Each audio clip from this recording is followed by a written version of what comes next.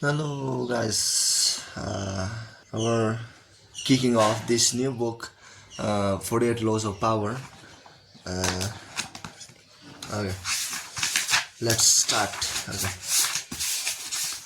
Robert Greene, 48 Laws of Power. 48 Laws of Power. Okay, Preface.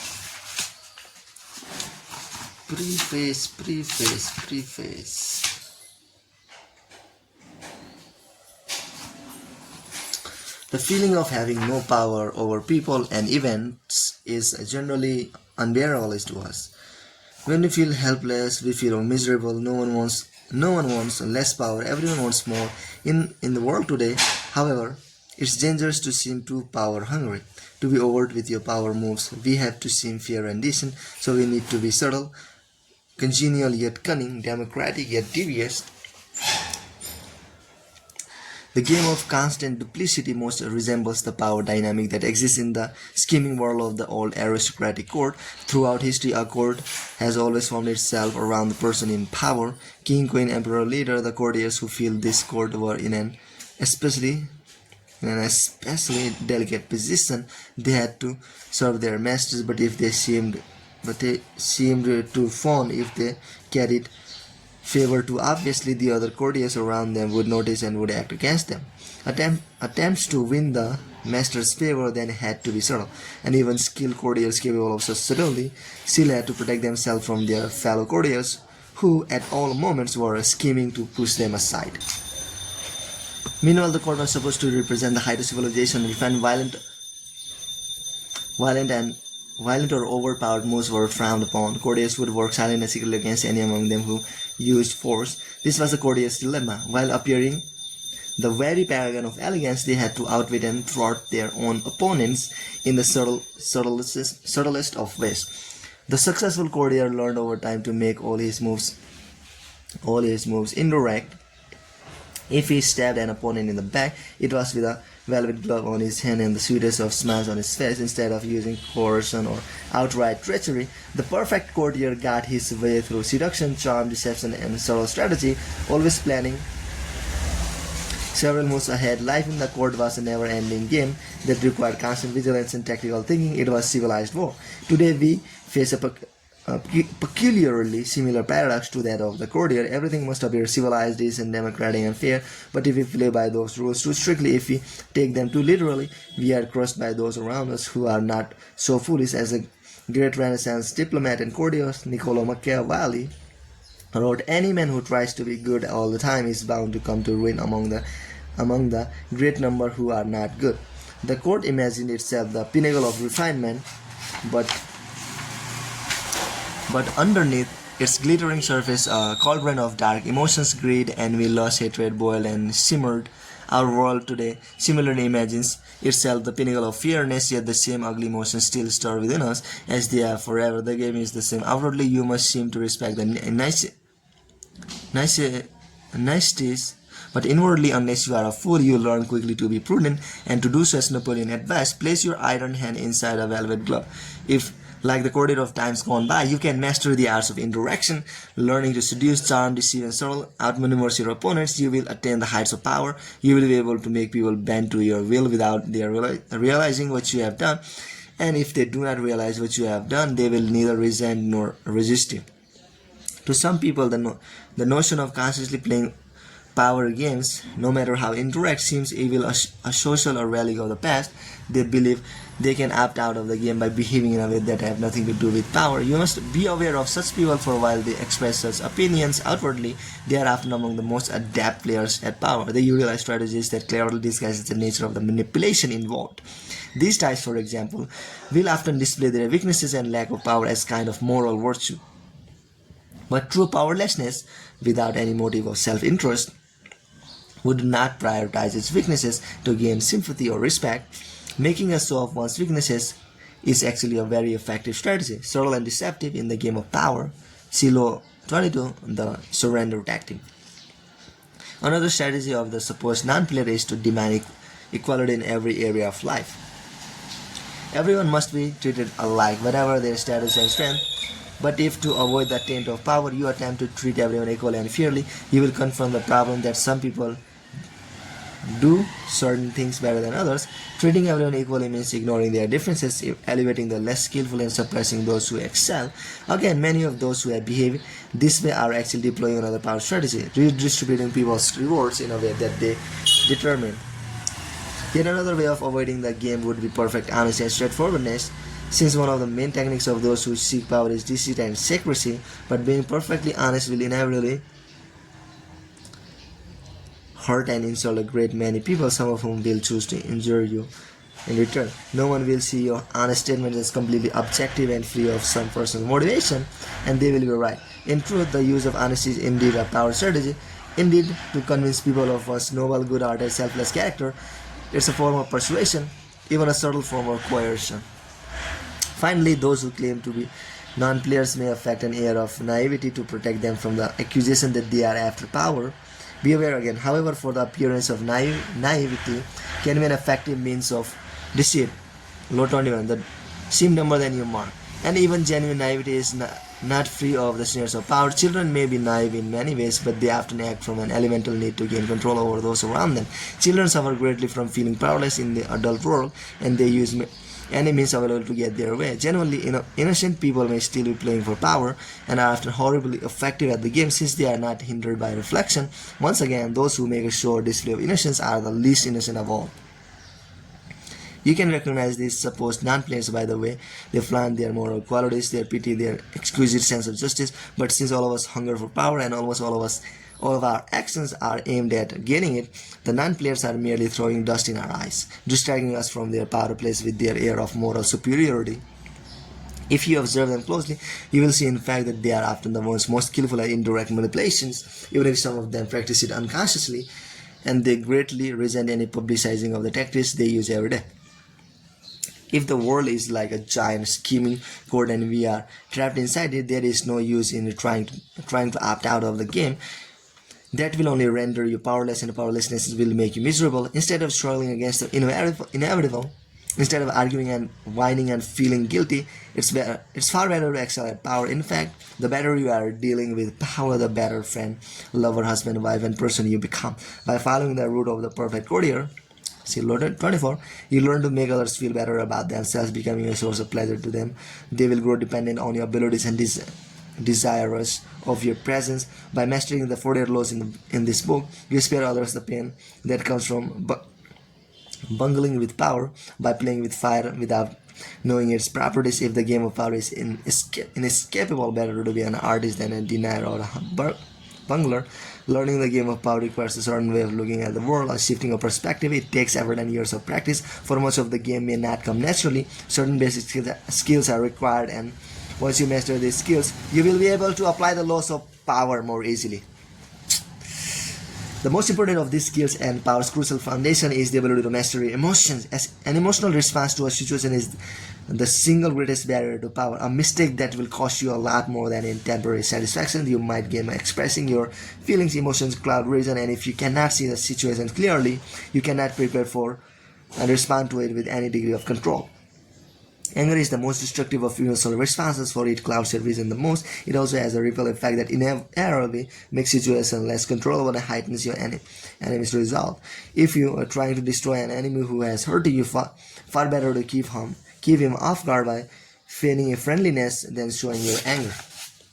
Love and affection are also potentially destructive in that they blind you to the often self-serving interests of those whom you least suspect of playing a power game. You cannot repress anger or love or avoid feeling them, and you should not try. But you should be careful about how you express them, and most important, they should never influence your plans and strategies in any way. Related to mastering your emotions is the ability to distance yourself from the present moment and think objectively about the past and future. Like Janus, the double-faced Roman deity and guardian of all gates and doorways, you must be able to look in both directions at once, the better to handle danger from wherever it comes. Such is the face you must create for yourself. One face looking continuously to the future and the other to the past. For the future, the motto is no days unallured. Nothing should catch you by surprise because you are constantly imagining problems before they arise. Instead of spending your time daydreaming of your plan's happy ending, you must work on calculating every possible permutations and pitfall that might emerge in it. The further you see, the more steps ahead you plan, the more powerful you become. The other face of Janus move constantly to the past, though not to remember past hurts or bear grudges. That would only curb your power. Half of the game is learning how to forget those events in the past that eat away at you and cloud your reason. The real purpose of backward glancing eye is educate yourself constantly. You look at the past to learn from those who came before you. The many historical examples in this book will greatly help the process. Then, having looked to the past, you look closer at hand to your own actions and those of your friends. This is the most vital school you can learn from because it comes from personal experience. You begin by examining the mistakes you have made in the past, the ones that have most grievously held you back. You analyze them in terms of 40 laws of power and extract them from a lesson and an oath. I shall never repeat such a mistakes. I shall never fall into such a trap again. If you can evaluate and observe yourself in this way, you can learn to break the patterns of the past, an immensely valuable skill. To this end, you must learn to wear many masks and keep a bag full of deceptive tricks. Deception and masquerade should not be seen as an ugly or immoral. All human interaction requires deception on many levels, and in many ways, what separates humans from animals is our ability to lie and deceive. In Greek myths, in India's Mahabharata cycle, in the Middle Eastern epic of Gilgamesh, it's the privilege of the gods to use deceptive arts. A great man, Odysseus, for instance, was judged by his ability to rival the craftiness of the gods, stealing some of their divine power, matching them in wits and deception. Deception is a developed art of civilization and the most potent weapons in the game of power. You cannot succeed at deception unless you take a somewhat distant approach to yourself. Unless you can be many different people, wearing the mask that the day and the moment require. With such a flexibility approach to all appearances, including your own, you lose a lot of the inward heaviness that holds people down. Make your face as malleable as the actors. Work to conceal your intentions from others. Practice luring people into traps. Playing with appearances and mastering arts of deception are among the aesthetic pleasures of life. They are also key components in the acquisition of power. If deception is the most potent weapon in your arsenal, then patience in all things is your crucial shield. Patience will protect you from making moronic blunders like mastering emotions. Patience is a skill. It does not come naturally, but nothing about power is natural. Power is more godlike than anything in the natural world. And patience is the supreme virtue of the gods, who have nothing but time. Everything good will happen. The grass will grow again if you give it time and see several steps into the future. Impatience, on the other hand, only makes you look weak. It's a principal impediment to power. Power is essentially immoral, and one of the most important skills to acquire is the ability to see circumstances rather. Power is essentially immoral, and one of the most important skills to acquire is the ability to see circumstances rather than good or evil. Power is a game. This cannot be repeated too often, and in games you do not judge your opponents by their intentions, but by the effect of their actions. You measure their strategy and their power by what you can see and feel. How often are someone's intentions are made the issue only to cloud and receive? What does it matter if another player, your friend or rival, intended good things and had only your interest at heart? If the effects of his action lead to so much ruin and confusion, it's only natural for people to cover up their actions and will, with all kinds of justifications, always assuming that they have acted out of goodness. You must learn to inwardly laugh each time you hear this and never get caught in gauging someone's attentions and actions through a set of moral judgments that are really an excuse for the accumulation of power. It's a game. Your opponent sits opposite you. Your opponent sits opposite you. Both of you behave as gentlemen or ladies, observing the rules of the game and taking nothing personally. You play with a strategy and you observe your opponent's moves with as much calmness as you can muster. In the end, you will appreciate the politeness of those you are playing with more than their good and sweet intentions. Train your eye to follow the result of their moves, the outward circumstances, and don't be distracted by anything else. Half of your mastery of powers comes from what you do not do, what you do not allow yourself to get dragged into. For this skill, you must learn to judge all things by what they cost you. As Nietzsche wrote, the value of a thing sometimes lies not in what one attains with it, but in what one pays for it, what it costs us. Perhaps you will attain your goal, and a worthy goal at that. But at what price? Apply this standard to everything, including whether to collaborate with other people or come to their aid. A consideration as any other. Never waste valuable time or mental space of mind on the affair of others that is too high a price to pay. Power is a social game. To learn and master it, You must develop the ability to study and understand people. As the great 17th century thinker and courtier Balthasar Gracier wrote, many people spend time studying the properties of animal or herbs. How much more important it would be to study those of people with whom we must live or die. To be a master player, you must also be a master psychologist. You must recognize motivation and see through the clouds of dust with which people surround their actions. An understanding of people's hidden motives is the single greatest piece of knowledge you can have in acquiring power. It opens up endless possibilities of deception, seduction, and manipulation. People are of infinite complexity, and you can spend a lifetime watching them without ever fully understanding them. So it's all the more important then to begin your education now. In doing so, you must also keep one principle in mind: never discriminate as to whom you study and whom you trust. Never trust anyone completely and study everyone, including friends and loved ones. Finally, you must learn always to take indirect route to power. This guy is cunning like a billiard ball that climbs several times before it hits its targets.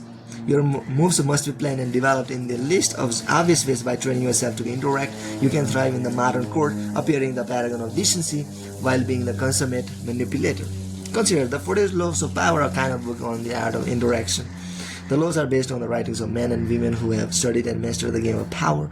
These writings span a period of more than 3,000 years and were created in civilizations as desperate as ancient China and Renaissance Italy, yet they share common threads and themes, together hinting at an essence of power that has yet to be fully articulated. The 40 Laws of Power are the distillation of this accumulated wisdom gathered from the writings of the most illustrious strategists: Sun Tzu, statesmen, courtiers, Castillo, Gracian, seducers, Delancey, Casanova, and Conrad's yellow kid will in history. The laws have a simple premise: certain actions almost always increase one's power, the observation of the law, while others decrease it and even ruin us, the transgression of the law. This transgression and observation are illustrated by historical examples. The laws are timeless and definitive. The 40 Laws of Power can be used in several ways. By reading the book straight through, you can learn about power in general. Although several of the laws you may seem not to pertain directly to your life, in times you will probably find that all of them have some application and that in fact they are interrelated. By getting an overview of the entire subject, you will best be able to evaluate your own past actions and gain a greater degree of control over immediate affairs. A thorough reading of the book will inspire thinking and re-evaluation longer after you finish it. The book has been designed for borrowing and for examining the law that seems at the particular moment most patient to you. Say you are experiencing a problem with a superior and cannot understand why your efforts have not led to more gratitude or a promotion. Several laws specially addresses the master underlying relationship, and you are almost certainly transgressing one of them. By browsing the initial paragraphs for the 40 laws in the table of contents, you can identify the pertinent law. Finally, the book can be browsed through the picked apart for entertainment, for enjoyable ride through the foibles and great deeds of our predecessors in power, a warning. However, to those who use the book for this purpose, it might be better to turn back. Power is endlessly seductive and deceptive in its own way. It is a labyrinth. Your mind becomes consumed with solving its infinite problems, and you soon realize how pleasantly lost you have become. In other words, it becomes most amusing by taking it seriously. Do not be frivolous with such a critical matter. The guards of power frown on the frivolousness. They give ultimate satisfaction only to those who study and reflect, and punish those who skim the surface looking for a good time. Any man who tries to be good at all the time is bound to come to ruin among the great number who are not good. Hence, a prince who wants to keep his authority must learn how not to be good and use that knowledge or refrain from using it as necessity requires. The Prince, Nicholas Machiavelli. 1469-1527. Catch you in the next video.